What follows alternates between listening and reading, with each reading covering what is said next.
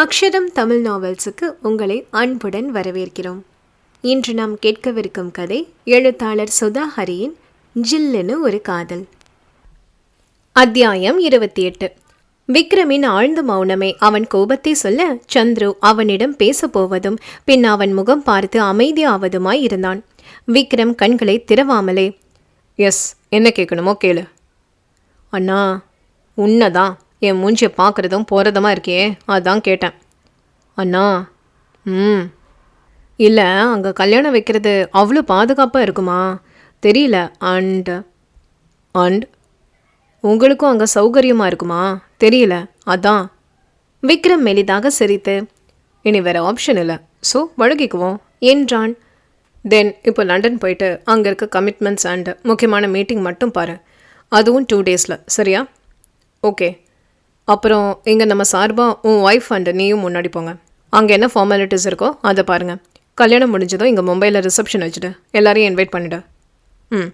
தென் அங்கே அவங்க சேஃப்டிக்கே வேண்டிய ஏற்பாடை பார்த்துக்கோ. இனி அந்த ஊரில் யார் உள்ளே வந்தாலும் போனாலும் ரிப்போர்ட் பண்ணுற மாதிரி பண்ணிவிடு.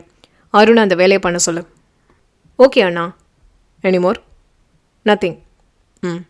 என மீண்டும் கண்களை மூடியவன் முன்னால் தமிழ் அழுது திருமணம் வேண்டாம் என சொன்னதே தோன்ற, ராட்சசி, எவ்வளோ ஈஸியாக சொல்கிறா கல்யாணம் வேணாம் உங்கள் கூடயே இருக்கேன்னு. அதுக்காக வேலையெல்லாம் விட்டுட்டு ஓடி வந்தேன்.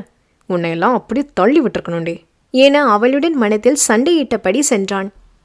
பிரகாஷ் கீழே இறங்கி தன் அன்னையை தேட வெளியில் சாரதா அமர்ந்தபடி கண்களை துடைப்பதும் பின் யோசிப்பதுமாய் அமர்ந்திருந்தார். அம்மா. அவனை பார்த்ததும் கண்களை துடைத்து வேறு புறம் திரும்பிக் கொண்டார். அம்மா என அவர் மடியில் படுத்தவன், மா, இப்போ என்ன ஆச்சுன்னு இப்படி சீரியலில் வர அம்மா மாதிரி கண்ணில் டேமை திறந்து விடுறீங்க? உன் மாமா பொண்ணு பண்ணின காரியத்துக்கு நான் சிரிக்கவா முடியும்? இப்போ அவள் என்ன பண்ணிட்டான்னு இப்படி திட்டுறீங்க? அப்படி சொல்லுடா என அவன் காலை எடுத்து மடியில் வைத்து கொண்டு அமர்ந்தார் சண்முகம். என்ன சொல்கிறீங்க? நீங்கள் உங்கள் தங்கச்சி பொண்ணை விட்டு கொடுப்பீங்களா? அது என்னடி ஏன் தங்கச்சி பொண்ணுன்னு சொல்கிற? அப்போது உன் தம்பி பொண்ணு இல்லையா என்றார். போதுமே, அவளை தாயில்லாத பொண்ணுன்னு என் பொண்ணு மாதிரி நினச்சி எப்படி நான் பார்த்துக்கிட்டேன். கடைசியில் என் பையனை போய் வேணான்னு சொல்லிட்டு யாரோ நல்ல வெள்ளையா எவனோ வந்ததோ இவ பாட்டுக்கு நமக்கு என்ன வந்துச்சுன்னு போயிட்டா பாருங்க. மா விடுங்க, அவ குழந்தை மாதிரி. நீங்கள் அவ கூட பேசலன்னு ஒரே அழுக தெரியுமா? இப்போ நீங்கள் இப்படி பேசுகிறத பார்த்தா என்ன நினைப்பா சொல்லுங்க என்றான். என்னவோ பண்ணட்டும், எனக்கு என்ன. நம்ம நாளைக்கு ஊருக்கு போவோம். கல்யாணத்துக்கு முன்னாடி நாள் வந்தால் போதும். அவர்கள் பேசுவதை பார்த்து செல்லம்மா, நான் மட்டும் இங்கிருந்து என்ன பண்ண போகிறேன்? நானும் கூட வரேன். மா என எழுந்தவன், நீங்கள் 2 பேரும் கொஞ்சம் பேசுகிறத நிறுத்துறீங்களா? உங்களுக்கு என்ன தெரியும் விக்ரம் சாரை பற்றி? எங்களுக்கு ஒன்றும் தெரிய வேணாம். அவன் மூஞ்சியும் பூனை கண்ணும். ஆச்சி, அவர் நினச்சா உலக அழகியே கட்டிக்க முடியும் என்றான். அப்புறம் ஏன் வந்து இவளை கட்டுறானா? இதில் பொண்டாட்டின்னு வேற சொல்கிறான். ஆச்சி, அது நம்ம தமிழுக்கு வந்த அதிர்ஷ்டம். ஏண்டா, இவ தான் ஊரை தாண்டினதே இல்லையே, இவளை எப்படிடா அவனுக்கு தெரியும்? அதுதானே, இந்த ஃபோனில் பார்த்து பேசுவாங்களே, அதில் பழக்குமோ? பிரகாஷ் அமைதியாக இருக்க, உன்னைத்தான் கேட்குறேன். அது நாங்கள் கொடைக்கானல் போனப்ப என அனைத்தையும் சொல்லி முடித்தான். சாரதா தலையில் கை வைத்து அமர்ந்து விட்டார். அட கடவுளே, நான் இவங்க 2 பேரும் புரிஞ்சுப்பாங்கன்னு நினைச்சா இப்போ இப்படி வந்து நிற்குதே என மனதுக்குள் அழுத்து கொண்டார். என்ன கருமமோ, இதையெல்லாம் என்ன பார்க்க வச்சுட்டிய கருப்பா என வீட்டுக்குள் சென்றார். சண்முகம் அமைதியாக இருக்க, என்னப்பா? இல்லைப்பா, அவரை பார்த்தாலே தெரியுது பெரிய பணக்காரர்னு. ரொம்ப கோபம் வேற வரும் போல. அவர் கூட வந்த பையனை ஒரு பார்வையில் நிறுத்தி வச்சுட்டு பேசின பேச்சை பார்த்து எனக்கெல்லாம் ஒரு நிமிஷம் என்ன பண்ணுறதுன்னே தெரியல. இப்படிப்பட்ட ஒருத்தர் கூட தமிழோட வாழ்க்கை எப்படி இருக்கும் நினச்சா எனக்கு பயமாக இருக்கு என்றார். இவர்கள் அனைவரும் பேசியதை கேட்டு கொண்டிருந்த வெங்கடேஷ் முகத்திலும் இதே கேள்வி நிற்க பிரகாஷ் அனைவரையும் பார்த்தபடி, நீங்கள் சொல்கிறது சரிதான்ப்பா, ஆனால் எல்லாத்தையுமே மீறி கடைசியில் நம்ம சொன்னதுக்கு சரின்னு சொல்லிட்டு தானே போனார். அதிலிருந்தே தமிழ் மேலே அவர் வச்சிருக்க அன்பு தெரியலையா என்றான். என்னவோ போ, இப்படி ஊருக்கே தெரிஞ்சிடுச்சு, நமக்கு வேற வழி இல்லை என அனைவரும் உள்ளே போக பிரகாஷ் அங்கு அமர்ந்தான். உள்ளே சென்ற சாரதா வெளியில் வந்து அவன் தலையை தடவி, ஏண்டா, எங்க எல்லாரையும் சமாதானம் பண்ணி அனுப்பி வச்சுட்டு நீ இப்படி தனியாக உட்காந்து எதை யோசிக்கிற? உன் மனசுல இருக்க அவன் நினைப்ப என்ன சொல்லி சமாதானப்படுத்தலாம்னு யோசிக்கிறியா? மா, நான் உன் அம்மாடா, எனக்கு தெரியாதா என் பையனை பற்றி? ஆனால் ஓ மனசு அவளுக்கு புரியலையடா என்றார் ஆற்றாமையாய். இல்லைம்மா, அவளுக்கு புரிய வைக்க எனக்கு தான் தெரியல. இப்போவும் அவளுக்கு நான் ஒரு நல்ல நண்பனாக தான் தெரிகிறேன். கூடவே வளர்ந்த என்னை விட ஒரு 10 நாள் பழகுன அவர் அவளோட உயிரில் கலந்துட்டாருமா. அங்கிருந்து வந்ததுலேருந்து இன்னைக்கு காலையில் வர அவளை பார்த்தீங்க தானே? இன்னைக்கு அவரை பார்த்ததும் தான் அவளாக இருக்காமா என்றான். பிரகாஷ், ஆமாம்மா, நம்மளை விட்டு எங்கே போக போகிறான்னு நினச்சே நான் என்ன அவகிட்ட வெளிப்படுத்தலம்மா. இப்போ நான் நினச்சாலும் அது முடியாது. தம்பி, மா, இப்போ உங்கள் மருமக ராணி மாதிரி இருக்க போகிறாம்மா. அதை நினச்சி சந்தோஷப்படுங்க. நமக்கு இதை விட வேற என்ன வேணும் சொல்லுங்க. பாவம்மாவ நீங்கள் பேசலன்னு ரொம்ப வருத்தப்படுறாமா. பேசுங்க ப்ளீஸ். லேட் ஆயிடுச்சு, இப்போ நீங்கள் போய் தூங்குங்க. அப்படியே உங்கள் பையனுக்கு சீக்கிரம் பொண்ணை தேடுங்க என அவரை அனுப்பி வைத்தான். அருண் விடிந்ததுமே தமிழை தேடி வந்தான். செல்லம்மா வெளியில் அமர்ந்திருந்தவர் அவனை பார்த்து முறைத்துவிட்டு செல்ல, அட கடவுளே, இந்த பாட்டி ஏன் நம்மளை இப்படி முறைக்குது என நினைத்தவன் அவரிடமே, பாட்டி மேடம் இல்லையா? யார் அது மேடம்? அவங்க தான் தமிழ் மேடம். அந்த டம்மெல்லாம் மேலே தான் இருக்காங்க. ஆமாம், நீ என்ன இங்கே வந்து அவங்க கூட வந்தியா இல்லை அவங்க கூட தான் பழக்கமா என்றார். இது தெரியாமல் தான் நேற்று அவ்வளோ திட்டு வாங்கினேனா? இந்த சிஐடி பாட்டி சும்மாவே அவ்வளோ திட்டுச்சே. இனி அவருக்காக தான் ஊருக்கே வந்தேன்னு தெரிஞ்சா என்ன பண்ணுமோ? யாராச்சும் என்னை காப்பாற்ற மாட்டாங்களா என மனதில் புலம்பும் அதே நேரம் வெங்கடேஷ் வர, என்னம்மா, யார் கூட பேசிட்டு இருக்கீங்க? அருளை பார்த்ததும் அவரும் அவனை மேலிருந்து கீழ் வரைக்கும் பார்க்க, சரிதான், நான் என்ன ஷோரூமில் இருக்க பொம்மையா இப்படி பார்க்குறாரு? என்ன விஷயம்? சார், நான் உங்க கூட பேசணும் என உள்ளே வர சண்முகமும் பிரகாஷும் அமர்ந்திருந்தனர். அருண், சார், உங்கள் நெருங்கின உறவுகள் தவிர வேறு யாரும் கல்யாணத்துக்கு இன்வைட் பண்ணாதீங்க. இனி 4 காட்ஸ் வீட்டில் எப்போவுமே இருப்பாங்க. நீங்களோ இல்லை மேடமோ வெளியில் போனால் உங்கள் கூட 2 பேர் வருவாங்க. தென் உங்கள் ரிலேட்டிவாக இருந்தாலும் யாரையும் வீட்டில் உடனே அலோவ் பண்ணாதீங்க என அவன் கூறிக்கொண்டே போக மூவரும் ஒருவர் முகத்தை ஒருவர் பார்த்து கொண்டு இருந்தனர். சண்முகம், இல்லை தம்பி, இது சரிப்படாது. எப்படி இப்படி சொல்ல முடியும் சொல்லுங்க? அதுவும் எங்கள் வழக்கத்தில் நிறைய சடங்கு இருக்குது, அதையெல்லாம் செய்யணும். உறவுகள் எல்லாம் அதிகம் வரும்ல, அப்போ இதை சொல்ல முடியாது. இல்லை சார், அது சரி வராது. எல்லாம் உங்களுக்கும் அண்ட் மேடத்தோட சேஃப்டிக்கும் தான், புரிஞ்சுக்கோங்க என்றான். பிரகாஷ் அருணை பார்த்து, நீங்கள் எப்படி விக்ரம் சார் கூட நீங்கள் இங்கே இருந்தீங்கன்னு சொன்னாங்க? அருண் அவனை பார்த்து, நீங்கள் கொடைக்கானல்லேருந்து இங்கே வரும் முன்னாடியே நான் இங்கே வந்துட்டேன் sir. Then I am senior officer at service and நாங்கள் எப்போவுமே சாரோட பாதுகாப்பாக பார்த்துக்குவோம். நான் அவருக்கு பர்சனலாக சில விஷயங்கள் செஞ்சு கொடுத்துருக்கேன். பட் இதுதான் நான் இப்படி வந்த முதல் தடவை சார். மேடமோட பாதுகாப்புக்கு தான் என்னை இங்கே வச்சுருக்காங்க என முழுவதுமாய் சொல்லி முடித்தான். மூவரும் ஒருவர் முகத்தை ஒருவர் பார்க்க அதே நேரம் தமிழும் வர அருண் வேகமாக எழுந்தான். வந்தவள் அவனின் திடீர் மரியாதையில் குழம்பி போய் பின்னால் திரும்பி பார்த்தாள். இந்த அண்ணா எதுக்கு இப்படி எழுந்திருக்காங்க? யாரும் இல்லை. அப்போ எனக்கா என புரியாமல் முழித்தபடி நிற்க, மேடம், நம்மளைத்தான் கூப்பிடுறாங்களா என அருணை பார்த்தாள். மேம், நீங்கள் இனி எங்கே போனாலும் நாங்கள் உங்கள் கூட வருவோம். தமிழ், இவ என்ன சொல்கிறான் என மொழிக்க பிரகாஷ் தான், தமிழ், நீ உள்ளே போ என்றான். அவள் அனைவரையும் பார்த்து கொண்டே உள்ளே சென்றாள். வெங்கடேஷ் உடனே, அது எல்லாம் சரி வராது தம்பி, இங்கே இப்படி நடந்துக்கிறது கஷ்டம். உறவுகளுக்குள்ள இது மாதிரி நடந்துக்க முடியாது என கூற, சார், இது எங்கள் வேலை, ப்ளீஸ் எங்களை எங்கள் வேலையை செய்ய விடுங்க, அது போதும் என வெளியில் சென்றான். அவன் சென்றதும், என்ன மச்சான் இப்படி சொல்லிட்டு போறாரு, இப்போ என்ன செய்யறது? எனக்குமே என்ன சொல்றதுன்னு தெரியல மச்சான் என்றார் அவரும். உள்ளே சென்ற தமிழ் விக்ரமுக்கு போன் செய்தாள். அவள் மீது கோபமாயிருந்தவன் அவள் புகைப்படத்தை தாங்கி டார்க் சாக்லேட் என அவள் அழைப்பு வர சற்றே அவன் மனதில் சாரல் வீச துவங்கியது. இவ்வளோ நேரம் ஆகுதா? நீ என்ன கூப்பிட ஒருத்தன் நமக்காக வந்திருக்கானே, அவன் எல்லாத்துக்கும் ஒத்துக்கிட்டு ஆமா சாமி போட்டானே, அவன் என்ன ஆனா கோபமாக வேற போயிருக்கானே, அவனை சமாதானப்படுத்துவோம். இப்படி எதுவும் இல்லாமல் எவ்வளோ அசால்ட்டாக கால் பண்ணுறா பாரு என அவளை திட்டியபடி போனை பார்த்து கொண்டிருந்தான். தமிழ் மீண்டும் அழைக்க அவள் அழைப்பதையே இவன் ரசித்தபடி பார்க்க அதே நேரம் சந்துருவும், அண்ணா, Arun is on the line என கைபேசியை அவனிடம் தந்தான்.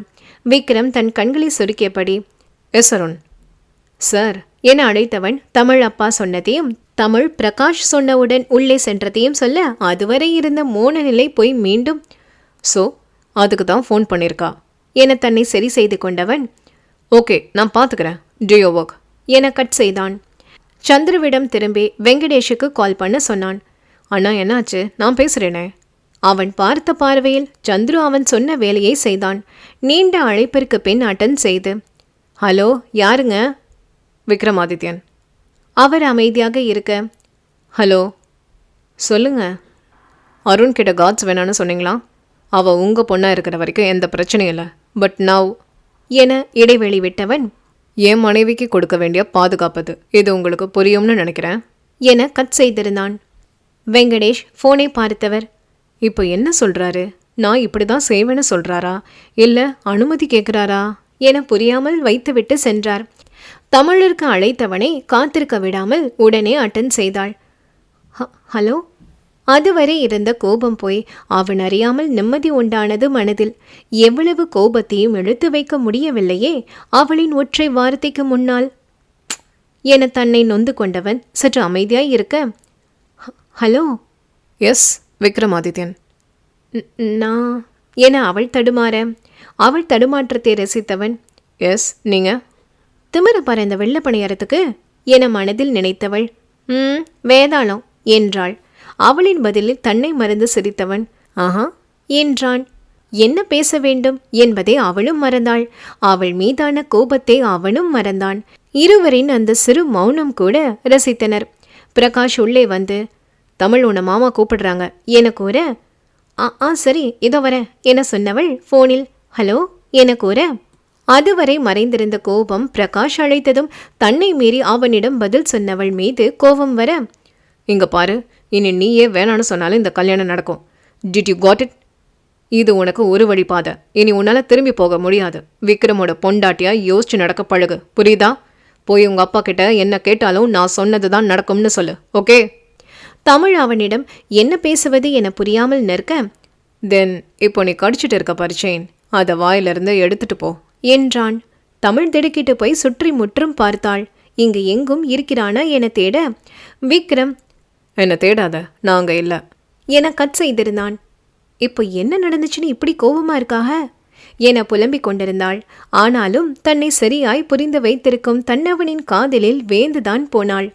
இவர்களின் கண்ணாம்பூச்சி விளையாட்டுக்குள் நடுவில் திருமண நாளும் நெருங்க தமிழின் வீடு பரபரப்பாக இருந்தது. சந்திரவும் தன் மனைவி குழந்தையோடு வந்து இறங்கினான். ஊர் நல்லா தான் இருக்கு, ஆனா உங்க பாஸ் கல்யாணம் இப்படி நடக்கும்னு நான் நினைச்சு கூட பார்க்கலைங்க. ஏன் கல்யாணத்துல எல்லாம் அவருக்கு நம்பிக்கை இருக்கும்னு கூட எனக்கு தோணல என காரில் அமர்ந்து கொண்டே வேடிக்கை பார்த்தபடி சொல்லிக் கொண்டிருந்தாள். என்றவன் அவளை முறைக்க அதற்கு மேல் பேசாமல் அமைதியாக வந்தாள். என்னாச்சு உங்களுக்கு? நத்திங். அண்ணா இன்னும் இந்தியா வரல, அதான் யோசிக்கிறேன். ஏன்? இல்லை, நான் லண்டன்லேருந்து இப்படியே வந்துட்டேன். அங்கே கொஞ்சம் பிஸ்னஸ் இஷ்யூன்னு அவர் இட்டாலி போயிட்டாரு. என்ன நடக்குதுன்னு தெரியல. என் ஃபோனையும் பிக்கப் பண்ணலை என தமிழ் வீட்டிற்கு வந்திறங்கினான். அதுவரை மாப்பிள்ளை வீட்டிலிருந்து யாரும் வராமல் இருக்க அருண் பாதுகாவலனாக நின்றாலும் கூட உறவாக யாரும் வரவில்லை என அவரின் உறவுகள் பேசத் தொடங்க வெங்கடேஷ் யோசனையுடன் நின்ற சமயம் சந்துருவின் வரவு அவருக்கு அத்தனை நிம்மதியாக இருந்தது. வாங்க தம்பி என அவர் பின்னால் பார்க்க, சார் அண்ணா ஈவினிங் வந்துடுவாங்க, ஒரு பிஸ்னஸ் மீட்டிங், அதான் போயிருக்காங்க. ஓ என உள்ளே அழைத்து சென்றார். சந்துரு தமிழிடம், மேடம் இவங்க என் ஒய்ஃப் அனு என கூற தமிழ் அவளை வியப்புடன் பார்த்தாள். ஒரு ஜீன் அண்ட் அதற்குரிய டாப்பில் இருந்தாள் அனு. ஒரு குழந்தைக்கு தாய் என யார் சொன்னாலும் நம்ப மாட்டார்கள் என மனதுக்குள் நினைத்தவள், நீங்க ரொம்ப அழகா இருக்கீங்க என்றாள். அனு கண்கள் அகல விரிந்தது. நீங்களும் தான், இல்லைனா விக்ரம் சார் இப்படி விழுந்திருப்பாரா? அதுவும் உங்க கண்ணு சோ அட்ராக்டிவ். அவர்களை சாப்பிட அழைக்க வெளியில் வந்தவள், என்னங்க இந்த பொண்ணு இவ்வளோ அப்பாவியா இருக்கு? ஓ காட், உங்கள் பாஸோட ரேஞ்ச் தெரியாமல் என பேசிக்கொண்டே போக, அனு இந்த ஒரு காரணத்தால் தான் அண்ணா அவங்கள விரும்பினதே.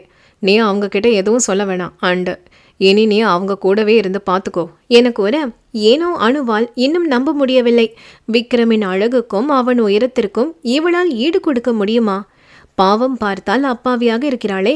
அவனின் வேகம் புயலை விட அதிகம். ஆனால் இவள் தென்றலாய் இருக்க இனி என்ன நடக்கப் போகுதோ என எண்ணிக்கொண்டே மீண்டும் தமிழிடம் வந்தாள். அக்கா சாப்பிட்டீங்களா? அனு திரும்பி பார்க்க, தன்னிடமா கேட்டாள் என பார்க்க, கையல்தான், உங்களை தான் கேட்குறா என கூற அனு தலையை மட்டும் ஆட்டினாள். சாப்பாடு பிடிக்கலையா? ஓ நோ, நிறைய வெரைட்டி இருந்துச்சு, ஸோ குட். பின்ன ஏன் இப்படி பார்க்குறீங்க? இல்லை சாரி, நீங்கள் அக்கா சொன்னதும் தான். ஏன் கூப்பிடக்கூடாதா? இங்கே இருக்காங்க பாருங்க அருண் அண்ணா ஏன் சந்துரு அண்ணா கூட எல்லாரும் என்ன மேடம் மேடம்னு தான் சொல்றாங்க. இப்போ நீங்க என வருத்தமாக கூறினாள். அனு அவளை பார்த்து கொண்டே அவளிடம் வந்து, இது கிங் ஆஃப் பிஸ்னஸ் ஆதித்யன் குரூப்புக்கு கொடுக்க வேண்டிய மரியாதை. ஸோ நீங்க அந்த வாழ்க்கை முறைக்கு பழகிக்கங்க. இனி உங்க வாழ்க்கை முறையே வேற என அனு கூற, முதல் முறையாய் விக்ரமின் பின்புலம் தமிழை கலக்கமடைய செய்தது. தமிழ் கலக்கமாய் கையலை பார்த்து, கையலு பயமா இருக்குடி. அவள் தமிழை தேற்றும் பொருட்டு, விடுடி என்னமோ பெரிய இதுன்னு சொல்றாங்க பாரு, வெள்ளி செயின் தான் போட்டிருக்காங்க, எல்லாம் நம்ம பயலுக தான், விடு விடு என கூற, அனு அப்போதுதான் அவள் கழுத்திலிருந்து செயினை பார்த்தாள். அதிலிருந்து வி என்ற எழுத்தில் உள்ள வைரமே இந்தியா ரூபாயில் பல கோடியை தாண்டும் என புரிந்தவள், அது விக்ரமுக்கு எவ்வளவு முக்கியம் என சந்துரு மூலம் அறிந்திருந்தவள். அதனையே தமிழுக்கு கொடுத்தது மூலம் விக்ரமிற்கு தமிழின் மீது உள்ள காதலின் அளவு வியக்க வைத்தது. பின் கையலிடம் திரும்பி, இது வெள்ளி இல்லை, இது platinum and it's full of diamonds. இதோட விலை கண்டிப்பாக என்னால் சொல்ல முடியாது. ஆனால் அவருக்கு இது எவ்வளவு முக்கியம்னு சந்துரு சொல்லியிருக்காரு. Tamil, you're really lucky. Chandru சொல்லும்போது கூட நான் இவ்வளோ எதிர்பார்க்கல என அவள் கண்ணம் தட்டி சென்றாள். தமிழ் அந்த வி என்ற எழுத்தை மட்டும் கையில் தொட்டு பார்த்து அதை அணிவிக்கும் போது விக்ரம் சொன்ன வார்த்தைகளை நினைவுக்கு கொண்டு வந்தவள், ஆமாடி கையலு, இது அவங்க அம்மா கடைசியாக கொடுத்ததுன்னு தான் சொன்னாங்க என திரும்பி கையலை பார்க்க அவள் மயங்கி கீழே விழுந்திருந்தாள். அவளை தண்ணீர் தெளித்து எழுப்பிவிட மீண்டும் அந்த செயினை பார்த்து மயக்கம் வர, அடியே உன்னை என்ன பண்ண போறேன் பாரு, எதுக்கு பிள்ளை இப்படி மயக்கம் போட்டு விளற? பின்ன என்னடி, இது எல்லாம் வைரமாமே, எனக்கு மயக்கம் வராதா சொல்லு? ஆமா, நீ பார்த்து வச்சுக்கடி, விலை ரொம்ப அதிகம் போல. தமிழ் தலையை ஆட்டி வைத்தாள். மாலை நேரம் நெருங்க அவர்கள் வழக்கப்படி பெண்ணிற்கும் மாப்பிள்ளைக்கும் நலுங்கு வைக்க வேண்டிய ஏற்பாடுகளை செய்ய விக்ரம் மட்டும் வந்த பாடில்லை. வெங்கடேஷ் சந்துருவின் முகத்தை பார்ப்பதும் பின் திரும்புவதுமாயிருக்க சந்துரு அவர் அருகில் வந்தவன், சார் கண்டிப்பாக பாஸ் கரெக்ட் டைமுக்கு வந்துடுவாங்க, ஃபீல் பண்ணாதீங்க. எங்களுக்கு இது எல்லாம் புதுசு தம்பி, இப்போவே கேட்குற உறவுகளுக்கு பதில் சொல்ல முடியல, நேரம் போயிட்டே இருக்கு, இன்னும் அவர் வரல, என்னன்னு பாருங்க என அவர் உள்ளே சென்றார். சந்துரு என்ன பதில் சொல்வது என தெரியாமல் முழிக்க அவன் அருகில் வந்த அருண், என்னாச்சு சந்துரு, இன்னும் பாஸ் வரல, நேரமாகுது என்க, அவர் இட்டாலிக்கு போயிருக்காருடா என அங்கு நடந்த பிரச்சனைகளை சொன்னவன், திடீர்னு அந்த பொண்ணை அடிப்பாருன்னு நான் எதிர்பார்க்கலடா. அந்த பொண்ணு அங்கே இருக்க மினிஸ்டரோட பொண்ணு போல, ஸோ இப்போ ஏதோ பண்ணியிருக்கா. நேரம் ஆக ஆக இனி என்ன செய்வது என தெரியாமல் இருந்தனர் அனைவரும். என்னவோ ஹெலிகாப்டரில் வந்தான்னு சொன்னாங்க, அதான் பார்ப்போம்னு பார்த்தா என்னடியே இன்னும் ஆளையே காணோம். நீ அன்னைக்கு பார்க்கலையா? ஆள் அப்படியே ரோசா பூ கணக்காக இருந்தாரு தெரியுமா? கட்டுனா இந்த புள்ளையத்தான் கட்டுவேன்னு வந்து நின்னாரா? அப்படியா? என்னடி இது அதிசயமா இருக்கு. இவ குன்னக்குடியவே தாண்டினதில்ல, பின்ன எப்படிடி? இப்போ எல்லாம் பிறப்பிலையே ஃபோனோட தானே பிறக்குதுங்க, அப்படியா இருக்கும். ஓ, இருக்கும் இருக்கும். பையனும் பெரிய பணக்காரனா, வெளியில் நிற்கிறாங்க பாரு கருப்பு சட்டையோட, அவ்வளவு பேரும் இவங்க பாதுகாப்புக்கான். அந்த தமிழ் பக்கத்தில் நிற்கிது பாரு, அது மட்டும்தான் மாப்பிள்ளை வீட்டு சார்பாக வந்திருக்கு என அணுவை காண்பித்தார். என்னடி சொல்கிற? அட ஆமா, யாரும் வரல. இவங்களை மட்டும் நம்பி எப்படி பொண்ணு கொடுக்குறா செல்லம்மா? அது என்னவோ தெரியல என அந்த பக்கம் இருந்த சாரதாவை அழைக்க, வேலையாக இருந்தவர், என்னத்த சொல்லுங்க, கொஞ்சம் வேலை கிடக்கு. ஏண்டி, மாப்பிள்ளை வீட்டில் இருந்து அந்த புள்ள மட்டும்தான் வந்துச்சா? ஆமாம். என்ன ஆமா? ஏண்டி இன்னும் மாப்பிள்ளை வரலையா? யாரு என்ன ஆளு எப்படின்னெல்லாம் கேட்டு பொண்ணு கொடுக்க மாட்டானா உன் தம்பி? இப்படி போய் கொடுக்குறான். அவள் அம்மா இருந்து அப்படி விடுவாளா? என்னவோ பண்ணுங்க என அவர்கள் அடுத்த வீட்டு கதையை பேசத்துவங்க சாரதா அவ்விடம் விட்டு வந்தார். தமிழ் சரியாய் அதே நேரம் அத்தை என அழைக்க கோபமாய் அவள் அருகில் சென்றவள், என்ன என கேட்க, இல்லை அவங்க வந்துட்டாங்களா? அவன் இன்னும் வரல தாயி, அவன் வருவானோ மாட்டானோ யாருக்கு தெரியும். நல்ல பேர் வாங்கி கொடுத்துட்டடி அம்மா எங்களுக்கு. தாயில்லாத பொண்ணுன்னு உன்னை பாசமாக வளர்த்தேன் பாரு, என்ன சொல்லணும். ஏன் என் மகன் எல்லாம் உங்களுக்கு பிடிக்காதா? நல்ல வெள்ளையா வந்ததும் அவன் பின்னாடி போயிட்ட என அவர் பேசிக்கொண்டே போக அவர் பேசிய பேச்சில் தமிழ் கண் கலங்க ஆரம்பித்திருந்தாள். மீண்டும் சாரதா வாயை திறக்கும் முன், அம்மா என பிரகாஷ் அருகில் வந்தான். நீங்கள் இப்படி பண்ணுவீங்கன்னு நான் எதிர்பார்க்கலமா, பாருங்க எப்படி அலறானு, போங்க நீங்க முதல்ல என அவரை அனுப்பிய பெண் தமிழை பார்த்து அவள் தோள் தொட அவன் மீது சாய்ந்து அழ ஆரம்பித்தாள். குந்தானே, இப்போ எதுக்கு அழற? எல்லாம் உன் அத்தை தானே, சும்மா பேசியிருப்பாங்க, விடுடா என கூற அப்போதும் அவள் தலையை நிமிராமல் இருக்க, நீ இப்படியே அழுதுகிட்டு இருந்தா உன் மேக்கப் எல்லாம் கலையுது பாரு. அப்புறம் உன் ஹீரோ நான் பார்த்த பொண்ணு இது இல்லைன்னு ஓடிட போறாரு என அவன் கூறும்போதே கயல் வந்து, உன் ஆளு வந்தாச்சு தமிழு என கூற விக்ரம் தன் வேக நடையுடன் உள்ளே வந்து கொண்டிருந்தான். சந்துருவுடன் பேசிக் கொண்டிருந்தவன் பார்வை மட்டும் தமிழிடமே நிலைத்திருந்தது. அவளை அணைத்து ஆறுதல் சொல்லும் பிரகாஷை பார்த்தவுடன் அவன் கண்கள் சுருங்கி பின்னுமர அவள் அருகில் வந்தான் விக்ரம். இருவருக்குமான நலுங்க ஆரம்பிக்க அவள் அருகில் அமர்ந்தவன் அவள் புறம் சாய்ந்து, எதுக்கு இந்த அழுக? நான் அப்படியே வராம போயிடுவேன்னு நினைச்சியா என வார்த்தைகளை கடித்து துப்பினான். நிமிர்ந்து பார்த்தவள் அவன் முகத்தில் இருந்த களைப்பில், எதுவும் பிரச்சனையா என்றாள். ஏனோ அந்த ஒற்றை வார்த்தை போதுமானதாய் இருந்தது விக்ரமுக்கு. ஒன்றுமில்லை என்றான் கண்கள் சுமட்டி. எல்லாம் முடிய விடியற்காலையில் முகூர்த்தம் என்பதால் அனைவரும் கலைந்து சென்றனர். விக்ரம் வெங்கடேஷிடம் தமிழுக்காக அவன் கொண்டு வந்த நகைகள் மற்றும் சேலையை கொடுக்க அவன் அருகில் வந்ததுமே எழுந்தவர் அவன் கொடுத்த பொருட்களை பார்த்தவர் கண்களில் வியப்பு மட்டுமே. இல்லை சார், இது வேணாம், நான் இருக்கிறத போட்டுட்டு அனுப்புகிறேன், நீங்கள் அப்புறம் கொடுங்க என கூற விக்ரம் வந்த கோபத்தை கட்டுப்படுத்தி பேச ஆரம்பிக்கும் முன் சந்துரு வந்து, அப்படி சொல்லாதீங்க, இது நம்ம சைடு உள்ள முறை தானே, ப்ளீஸ் வாங்கிக்கோங்க என கூறி முடித்து வைத்தான். விக்ரம் எதுவும் சொல்லாமல் சந்துருவுடன் பேசிக்கொண்டே நகர வெங்கடேஷ் மாப்பிள்ள என அழைத்ததும் தேங்கி நின்றவன் பிரகாஷ் மாமா என அழைத்தவர் அவர் அருகில் செல்லவும் விக்ரம் தன் பார்வை சுருக்கி ஒரு முறை திரும்பி பார்த்து சென்றான். என்னடா இதை தான் கட்டணுமா என வேஷ்டியை கையில் பிடித்து கொண்டு விக்ரம் கேட்க சந்துரு வந்த சிரிப்பை அடக்கியவன், கண்டிப்பா, இல்லைனா பொண்ணு கொடுக்க மாட்டாங்க பார்த்துக்கங்க, அதுவும் அந்த பாட்டி என்ன சொன்னாலும் கேட்காது. ரெடிகுலஸ், என்ன காஸ்டியூம் இது? இது எப்போ அவருன்னு தெரியல என்றான் விக்ரம். என்னடா என்னை பார்த்தா உனக்கு சிரிப்பா இருக்கா இடியட் என அவனை அடித்தவன் அவனை வெளியில் விட்டு வேஷ்டை கட்டி கொண்டு தன்னை கண்ணாடியில் பார்க்க, நாட் பேட் விக்ரம் என எண்ணியவன் மனதில் தன் தாய் தந்தை நினைவுகள் தோன்ற. டேட், நீங்கள் சொன்ன மாதிரி தான் நடந்திருக்கு. ஒரு பொண்ணுக்காக நீ உன்னையே மறப்பேன்னு சொன்னீங்களே, இட்ஸ் ஹேப்பன். யாராச்சும் கொஞ்ச நாள் முன்னாடி இப்படி எங்கோ ஒரு மூலையில் உன் கல்யாணம் நடக்கும்னு சொன்னால் நான் கண்டிப்பாக நம்பியிருக்க மாட்டேன். பட் இப்போ எல்லாமே நடக்குது. இது எல்லாத்துக்கும் காரணம் உங்கள் மருமக. நான் அவளுக்காக இவ்வளோ மாறி இருக்கேன். பட் அதை அவள் புரிஞ்சுக்க மாட்டேங்கிறா. எப்போ பாரு கண்ணில் டேமை திறந்து விட்டுட்டு இரிட்டேட்டிங். எவ்வளோ ஈஸியான தூக்கி போட்டுட்டு அவங்க அப்பா கிட்ட கல்யாணம் வேணும்னு சொல்கிற தெரியுமா என அவள் மேல் இருந்த கோபத்தில் புலம்பியவனை தடுத்தது சந்திரவின் குரல். அண்ணா, இட்ஸ் கெட்டிங் லேட். என அவன் கிளம்பி வெளியில் வர சந்துரு வைத்த கண் வாங்காமல் அவனை பார்த்து கொண்டிருந்தான். என்னடா எப்படி பார்க்குற? You're handsome. அப்படியா? பின்னாடி தான் ஒய்ஃப் இருக்கா, அங்கே சொல்லு என கூற சந்துரு பின்னால் திரும்ப அங்கே அவனை முறைத்தபடி நின்று கொண்டிருந்தாள் அனு.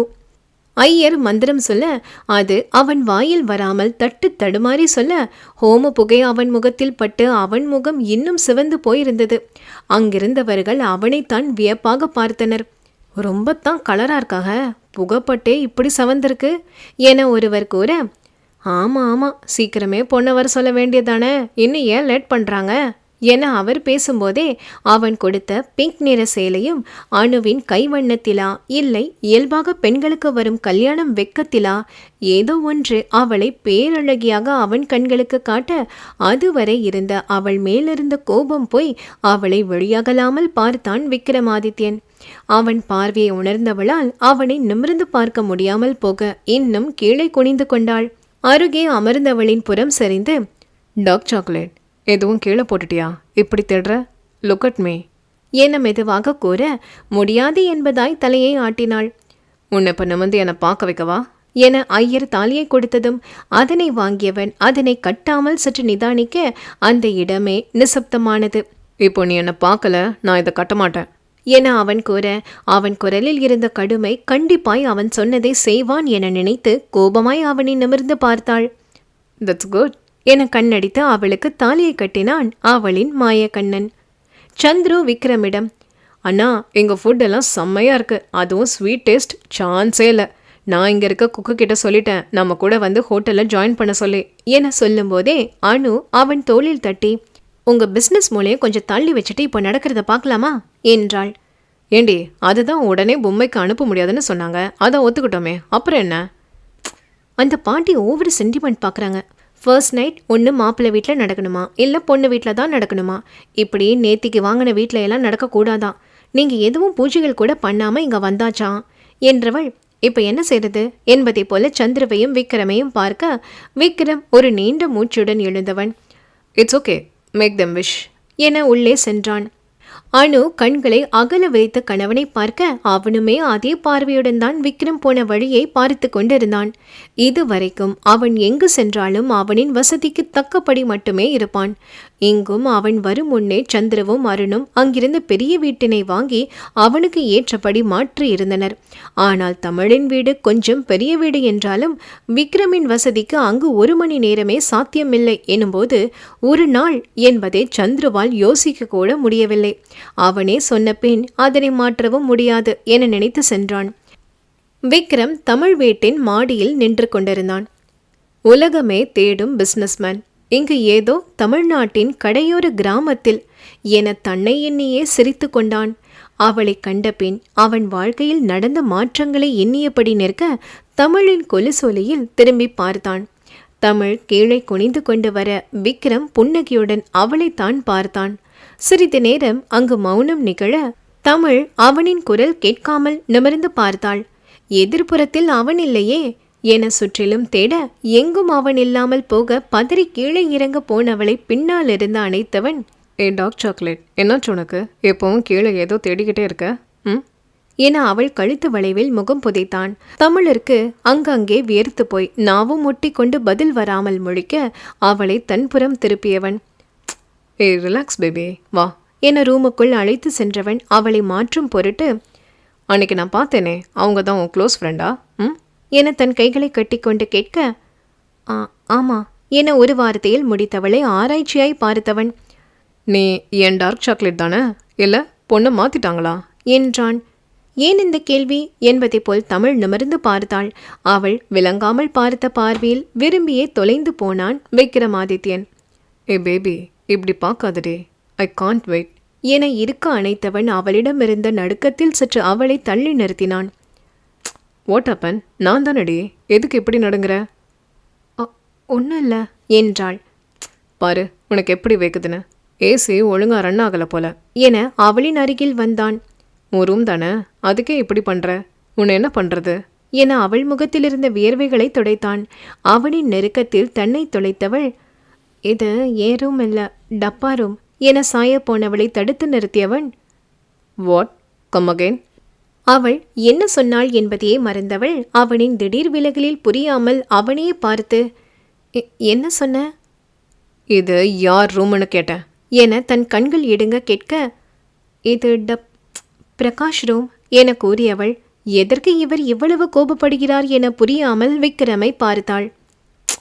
ஹவு டே யூ என அவளை திட்ட வாய் திறந்தவன் அவளின் பயமேறிய கண்களை பார்த்து என அவளை இழுத்து கொண்டு கீழே இறங்கினான். அப்போதுதான் கீழே அனைவரும் உறங்க செல்ல விக்ரம் வந்த அரவத்தில் அனைவரும் திகைத்து போய் நின்றனர்.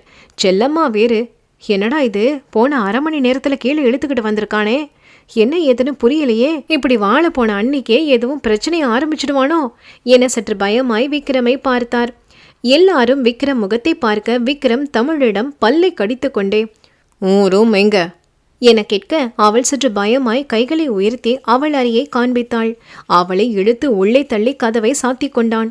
வெளியில் இருந்த அனைவரும் அவனின் செயலில் குழம்பி போய் நின்றிருந்தனர்.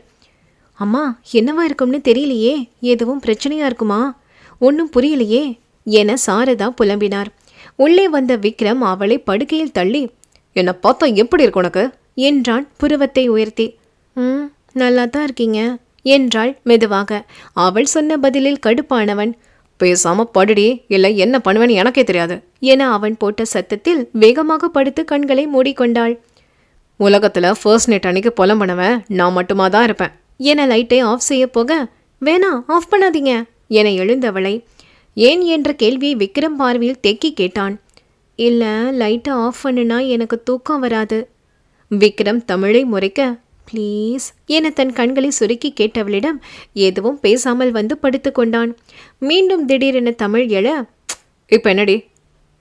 இல்லை அத்தை உங்களுக்கு பால் கொடுக்க சொன்னாங்க, நான் அதை அங்கே வச்சுட்டு வந்துட்டேன் என்றாள். விக்ரம் அவள் புறம் திரும்பி என் பொறுமையை ரொம்ப சோதிக்காத சொல்லிட்டேன், இப்போ நீ தூங்கல, இனிமேல் நடக்கிற எதுக்கும் நான் பொறுப்பில்லை என அவளை பார்த்தான்.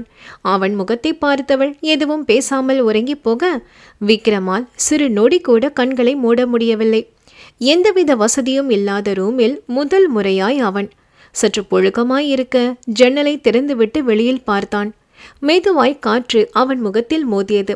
திரும்பி தமிழை பார்த்தவன் மனது பல நாட்களுக்கு பின் அமைதியாயிருந்தது. காற்றில் அவள் கூந்தல் முகத்தில் ஆட அதனை ஒதுக்கி வைத்தான்.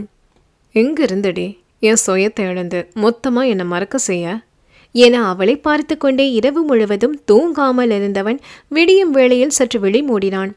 ரூமின் கதவு தட்டப்பட்டது. அந்த சத்தத்தில் விழித்தவள், இருங்க வர என எழுந்தவள் எதிரில் நாற்காலியில் அமர்ந்தவாறே உறங்கியவனை பார்த்தாள். புழுக்கத்தில் விக்ரம் சட்டையை கழட்டிவிட்டு படுத்திருக்க நின்று நிதானமாய் அவன் முகம் பார்த்தாள். தூங்கும்போது காற்றில் ஆடும் அவன் சிகை, அடங்காத அவன் கோபம், எப்போதும் அவளை கண்டால் மட்டும் காதல் சிந்தும் அவன் விழிகள் என அனைத்தையும் நினைத்தாள். பின் அவனை நெருங்காமல் மெதுவாக எழுந்து கதவை திறக்கப் போனவள் சற்று நின்று கண்ணாடியில் முகம் பார்க்க, என்ன பண்றது என யோசித்தவள் வேகமாய் தன் தலையை கலைத்து சேலையை லேசாக கசக்க அவள் எழுந்து செல்லும் போதே விழித்தவன் அவள் செயலில் குழம்பி போய், என்ன பண்றப்ப என்றான் புரியாமல். உங்களுக்கு இது கூட தெரியாதா? எத்தனை படத்துல பார்த்துருக்கேன். இப்படித்தான் எல்லாரும் காலையில போறாங்க. அதுலேயும் நீங்க நேற்று ராத்திரி என்னை இழுத்துக்கிட்டு வேற வந்தீங்க. பார்த்தா அவங்க எல்லாம் கவலைப்படுவாங்க அத்தான் என கூற அவள் சொல்ல வந்ததை புரிந்து கொண்டவன் சத்தமாக சிரிக்க அவன் சிரித்ததை பார்த்தவள் வேகமாய் வந்து அவன் வாய் மூடினாள். அவள் ஸ்பரிசத்தில் தன்னை மறந்து அவன் வாயை மூடிய கையில் முத்தம் வைத்தான். அதை உணர்ந்தவள் விழியாகல அவனை பார்த்தாள். அதில் தொலைந்தவன் அவளை இன்னும் அருகில் இழுத்து அணைத்து அவள் இதழில் இதழ் வைத்தான். அவள் கண்கள் நாணமாய் மூடிக்கொள்ள, a dark chocolate, open your eyes, I want to see them என இமைகளை திறக்க சொன்னவன் இதழ்களை அவன் இதழ் கொண்டு மூடிக்கொண்டான். தொடரும்.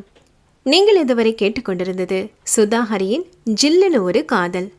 மீண்டும் அடுத்த அத்தியாயத்தில் சந்திப்போம்.